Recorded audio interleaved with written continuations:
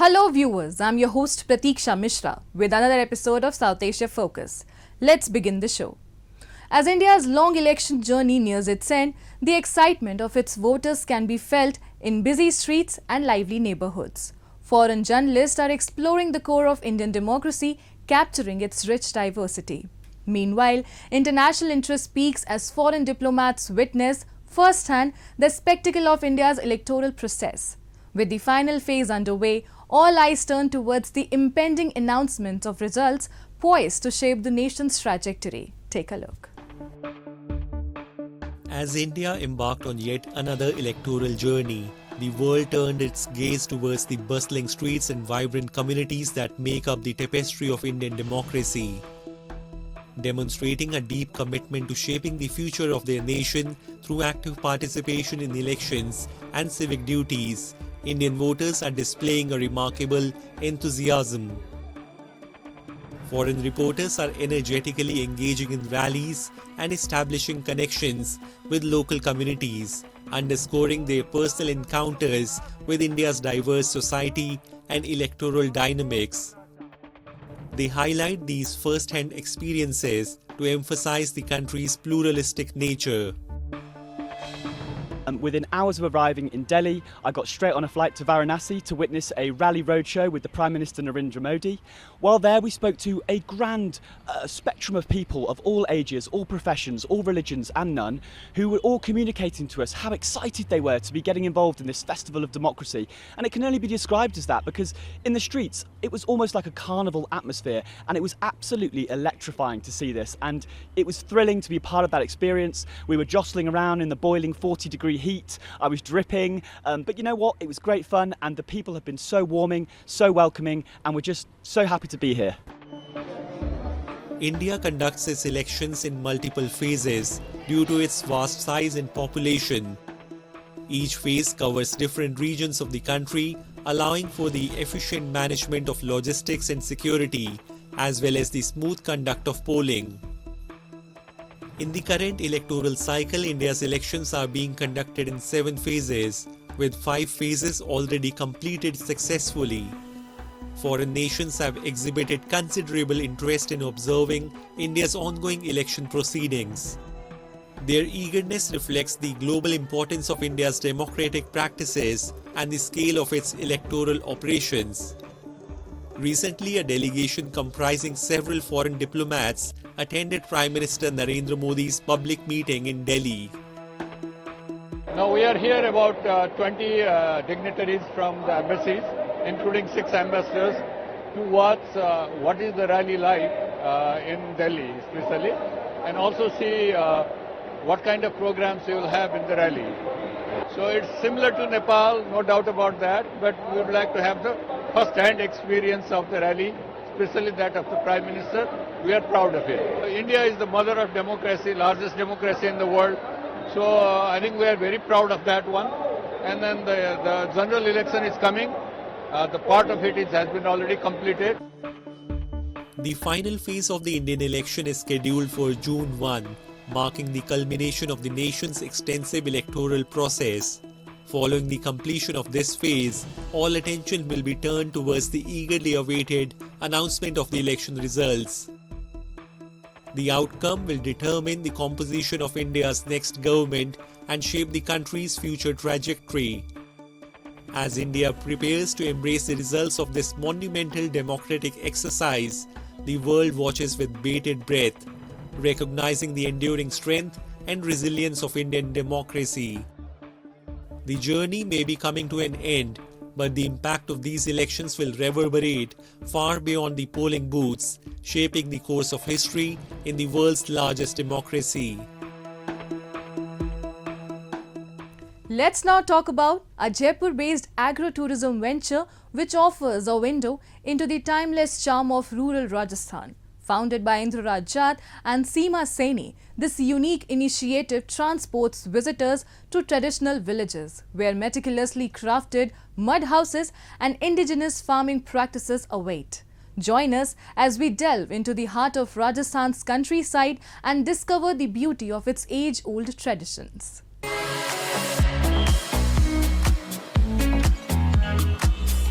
With an hour's drive from Jaipur's main city area, you can immerse yourself in the authentic charm of rural life, experiencing traditions that have been preserved for centuries.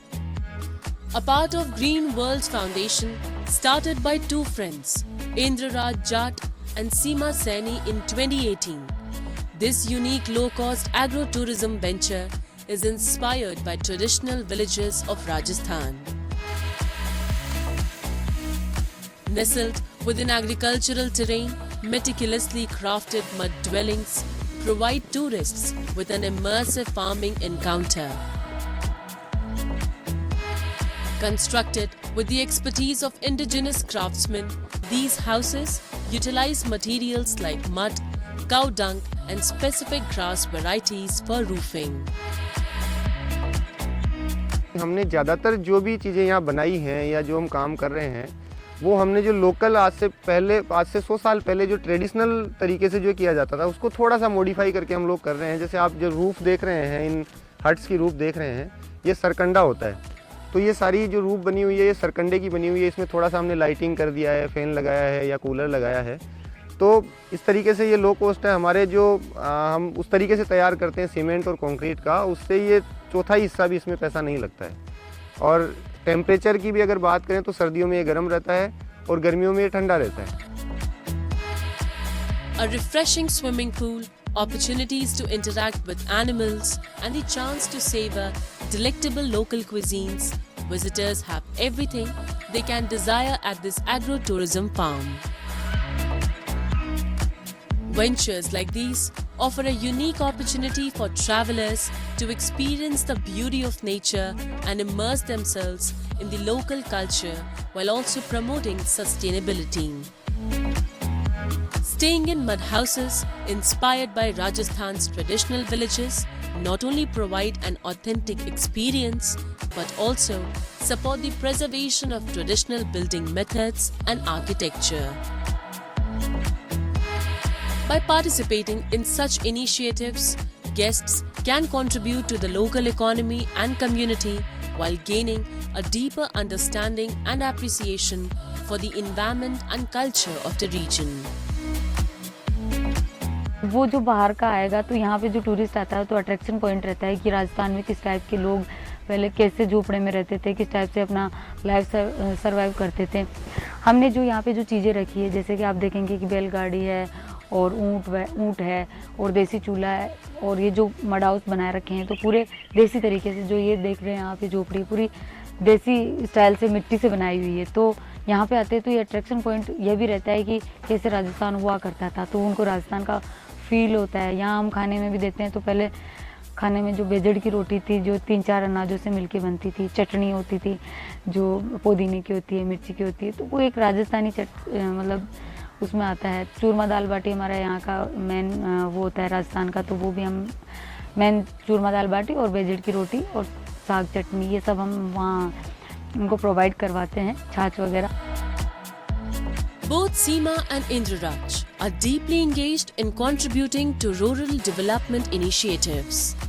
They are dedicated to empowering rural women by providing them with the necessary training to become successful entrepreneurs. Green World Foundation has also collaborated with the National Bank for Agriculture and Rural Development on various eco-friendly initiatives.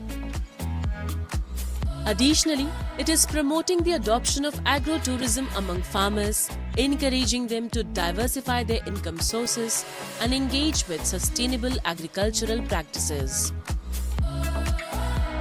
जब सीमा जी से मिले तो हमें एक लगा कि किसानों के लिए हमें काम करना चाहिए और किसानों की सबसे बड़ी समस्या उस टाइम हमें जो महसूस हुई ये हुई कि किसान एक ही क्रॉप के ऊपर डिपेंड रहता है। तो उस कई बार क्या होता है कि वो एक क्रॉप पे डिपेंडेंसी की वजह से कई बार क्रॉप डैमेज हो जाती है या कोई एनवायरमेंटल कंडीशंस की वजह से ऐसा कुछ हो जाता है जिसकी वजह से उसकी क्रॉप ख़राब हो जाती है, तो किसान की 6 महीने की मेहनत सारी पानी में मिल जाती है। तो हमारे दिमाग में आइडिया आया कि क्यों ना हम एक संस्था बनाकर और इंटीग्रेटेड फार्मिंग को हम लोग प्रमोट करें, समन्वित कृषि प्रणाली को हम लोग प्रमोट करें जिसमें कृषि की बहुत सारी क्रियाएँ एक साथ की जाती हैं जो एक दूसरे की पूरक होती हैं, जो एक दूसरे के ऊपर आधारित होती हैं।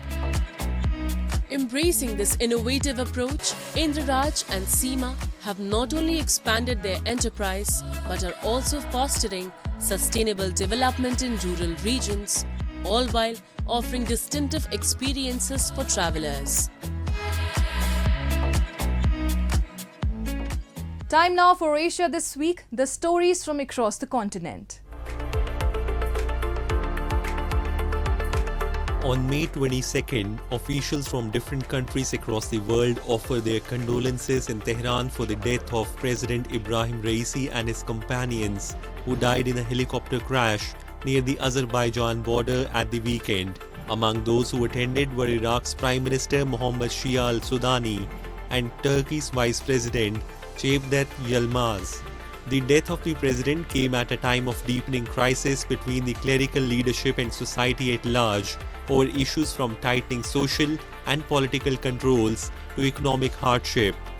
Raisi's body was flown from Tabriz, the closest major city to the remote crash site, to Tehran airport before heading to the holy Shiite Muslim city of Qom. From there, it was returned to the capital to lie at Tehran's Grand Musalla Mosque before being transferred to his hometown of Mashhad in eastern Iran for burial on May 23rd.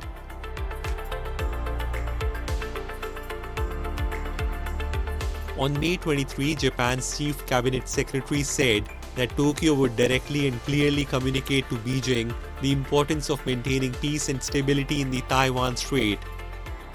Yoshimasa Hayashi, Japan's top government spokesperson, also told a regular press conference that it was important to work with the United States and other allies to convey their common stance over China-Taiwan relations. 台湾海峡の平和と安定の重要性について、引き続き中国側に直接しっかりと伝えるとともに、米国をはじめとする同盟国、同志国と緊密に連携しながら、各国共通の立場として明確に発信をしていくことが重要であります。我が国として両岸関係の推移をしっかりと注視していくとともに、今後ともこうした外交努力を続けてまいります。China started 2 days of punishment drills around Taiwan on May 23 in what it said was a response to separatist acts, prompting Taiwan's military to mobilize its forces.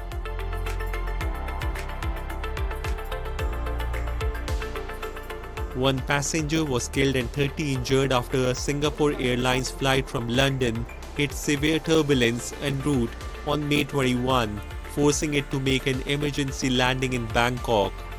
Footage captured by an eyewitness showed damaged overhead cabins and injured passengers being carried out by stretchers after flight SQ321 landed. Video also showed injured passengers receiving medical treatment at Bangkok airport after flight was diverted there for an emergency landing. Moving on. Amidst growing economic and strategic ties with China, Pakistan finds itself at a crossroads, grappling with a delicate balancing act. Critics warn that China's engagement with Pakistan may not always be mutually beneficial, raising concerns over debt traps and compromised sovereignty. Despite these warnings, Pakistani politicians have maintained unwavering support for China, praising its initiative and emphasizing the importance of Pakistan-China relationship. A report. China's engagement with Pakistan is primarily driven by its own strategic and economic interests rather than mutual benefit. There are concerns that China's financing of infrastructure projects in Pakistan, particularly through loans with high interest rates, could lead to a debt trap where Pakistan becomes heavily indebted to China. Critics argue that this debt dependency gives China leverage to extract concessions or control over strategic assets in Pakistan. There are fears that Pakistan's close relationship with China could compromise its sovereignty and independence. Pakistan may become overly dependent on China, leading to unequal partnerships and potential loss of control over key sectors of its economy and infrastructure. However, Pakistani politicians have refused to reconsider the long-term implications of deepening economic and strategic ties with China. In fact, Islamabad consistently offers praise and seeks to please China. Pakistan's Deputy Prime Minister and Foreign Minister Mohammad Ishaqdar reiterated Pakistan's unwavering commitment to China, calling it the cornerstone of the country's foreign policy as the two nations celebrate 73 years of diplomatic ties. In the interview with a Chinese media outlet in Beijing, he commended the Chinese leadership's initiatives. China policy is the cornerstone of our foreign policy. China has been always our brother and iron-clad partner. We hope to work together for the benefit of the people of the both countries. I admire President Xi, His Excellency, having introduced the Global Development Initiative, the Global Security Initiative, the Global Civilization Initiative. And you see, after COVID, the global growth has gone down and it was a declining trajectory. I think the initiative which President Xi as a visionary leader has taken on the Global Development Initiative, it has arrested that declining trend and it is now catching up also the global development. China has invested significantly in infrastructure projects such as the China-Pakistan Economic Corridor. In Pakistan, there have been concerns about the transparency of CPEC projects as well as their long-term economic viability and the environmental and social impacts they may have. However, Pakistani government has failed to address these concerns, including calls for greater transparency in the terms of financing and project details, as well as increased scrutiny of environmental and social impacts. Instead of reconsidering its approach to the China-Pakistan Economic Corridor, Pakistan has expressed strong support for controversial projects.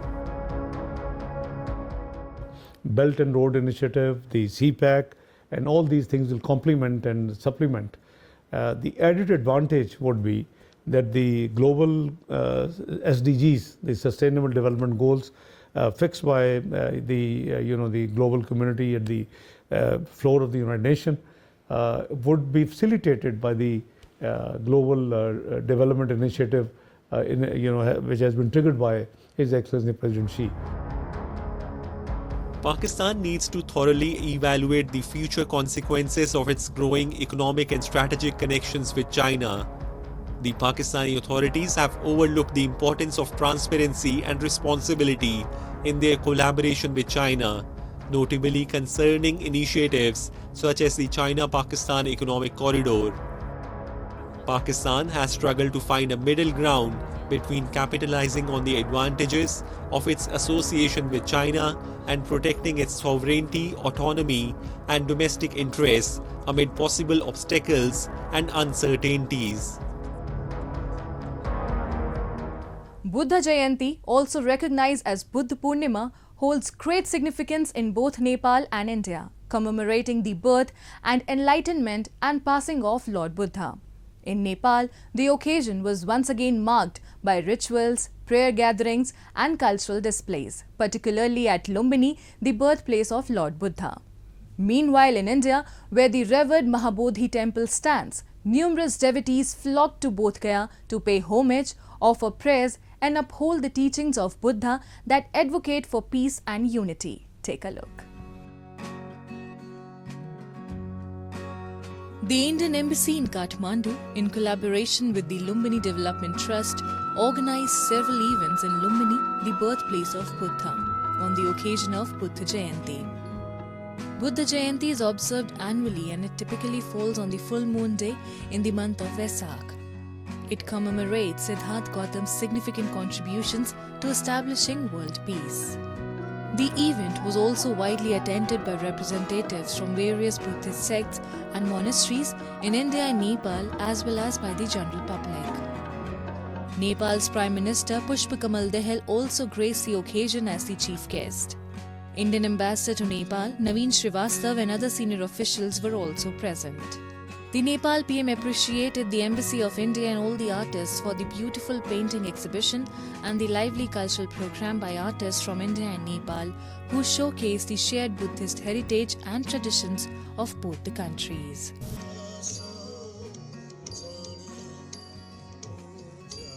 I must also express my admiration for the talented artists who have displayed their creative performance to enliven the evening and captured our utmost attention. We were excited to watch the various expressions of their talents earlier today. About our distinguished artists, I would like to say that your creativity and passion has been truly inspiring. We recognize with deep appreciation your important role in preserving and enriching our cultural heritage. Cultural events such as this is sure to play a pivotal role in promoting cultural ties and strengthening bonds of friendship and cooperation between our two countries and between our two peoples.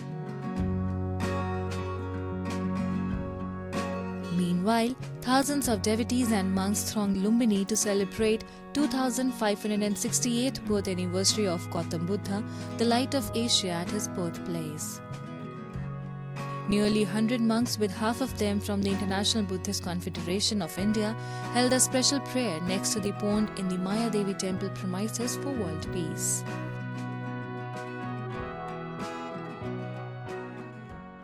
This land is especially blessed as Lord Buddha was born in Lumbini on the day of Vaisakh Purnima. Nearby, in the town of Bodh Gaya, he attained enlightenment, and he gave his first sermon in Sarnath, again not far from here. Finally, he attained Mahaparinirvan in Kushinagar. Lord Buddha's life journey and the dissemination of his teachings and message, starting from his first sermon in Sarnath, form an enduring and unparalleled bond between India and Nepal that adds to our unique relationship and symbolizes our shared heritage and values.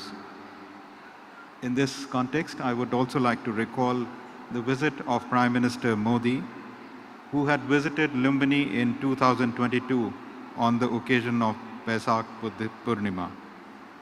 He had then spoken about the importance of developing this shared cultural heritage together and enriching it further. During his visit, Prime Minister Modi and the then Prime Minister of Nepal had laid the foundation of International Center for Buddhist Culture and Heritage, which is progressing well thanks to the support provided by Lumbini Development Trust.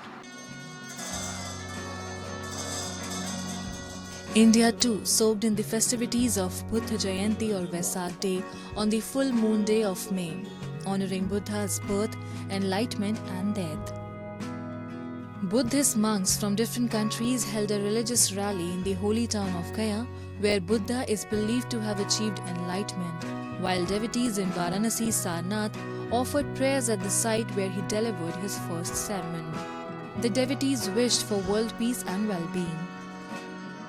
This sacred observance not only strengthens religious and cultural ties, but also promotes universal values of kindness and spiritual growth. On this sacred day, we are praying for the world to be peaceful and also all living beings be happy, healthy, peaceful, long life. The holy lands of Lumbini in Nepal and Bodh Gaya, Sarnath and Kushinagar in India are the cradles for which the universal teachings of Lord Buddha spread to other parts of the world. The celebration of Buddha Jayanti reaffirms the enduring legacy of Lord Buddha's teachings. And with that, we come to the end of this week's episode. See you next week. Goodbye and take care.